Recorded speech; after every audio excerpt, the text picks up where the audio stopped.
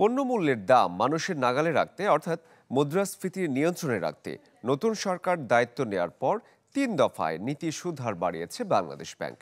তবে ইতিবাচক ফলাফল আসেনি বাজারে। এমন পরিস্থিতিতে মূল্যস্ফীতি নিয়ন্ত্রণের কঠিন চ্যালেঞ্জ নিয়ে অর্থবছরের শেষার্ধের মুদ্রানীতি ঘোষণা হবে চলতি মাসের শেষ দিকে। নতুন মুদ্রানীতিতে নীতি সুদ হার আর বাড়ানো হবে না বলে ইঙ্গিত দিয়েছে বাংলাদেশ ব্যাংক। অপরিবর্তিত রাখা হবে বেসরকারি খাতের ঋণের প্রবৃদ্ধিও। মাসুম মিয়ার প্রতিবেদন।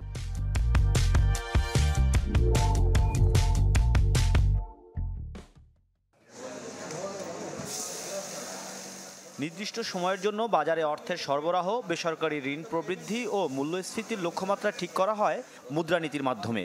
অর্থনৈতিক কর্মকাণ্ড গতিশীল ও টেকসই করতে বাংলাদেশে যা ঘোষণা করা হয় প্রতি 6 মাস পর। গেল 18 জুন সবশেষ মুদ্রানীতির পর পুরোটাই বাস্তবায়ন হয় অন্তর্বর্তী সরকারের আমলে। আর গেল 14 আগস্ট দায়িত্ব নেয়ার পর প্রথমবারের মতো ঘোষণা দিতে যাচ্ছেন নতুন গভর্নর আহসান এইচ মনসুর। গেল 6 মাসে বেশ কিছু পরিবর্তন এনেছে নতুন গভর্নর। এই সময় মূল্যস্ফীতি নিয়ন্ত্রণে 8.5% নীতি সুদ হার তুলেছেন 10%। ডলারের দর ঠিক করতে আরোপ করেছেন নতুন পদ্ধতি। তাই আসছে মুদ্রানীতিতে চমক দেওয়ার সুযোগ কমই থাকছে তার হাতে। কেন্দ্রীয় ব্যাংকের হাতে থাকে কিন্তু মুদ্রানীতি, এটাই তার একটা অন্যতম টুল। সেটা তো আগে করেনি, এখন কিন্তু করছে। সুতরাং কারিশমা দেখানোর বিষয় না, এখানে আপনার সঠিক নীতিমালা নেওয়াটাই হচ্ছে।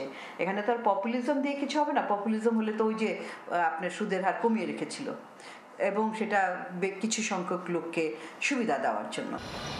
এরই মধ্যে মুদ্রানীতি বিষয়ে প্রস্তুতিমূলক একাধিক সভা করেছে বাংলাদেশ ব্যাংক। আমলে রাখা হয়েছে গেল 6 মাসের তথ্য উপাত্ত। একই সাথে কাঙ্ক্ষিত মাত্রায় বেসরকারি বিনিয়োগের প্রবৃদ্ধি না হওয়ায় সেখানে নতুন করে চিন্তা করছে নিয়ন্ত্রক সংস্থা। বিশেষজ্ঞরা মনে করছেন কেবল মূল্যস্ফীতি নিয়ন্ত্রণের লক্ষ্যে সুদ হার বাড়িয়ে দেওয়ার নেতিবাচক প্রভাব পড়বে অর্থনীতিতে।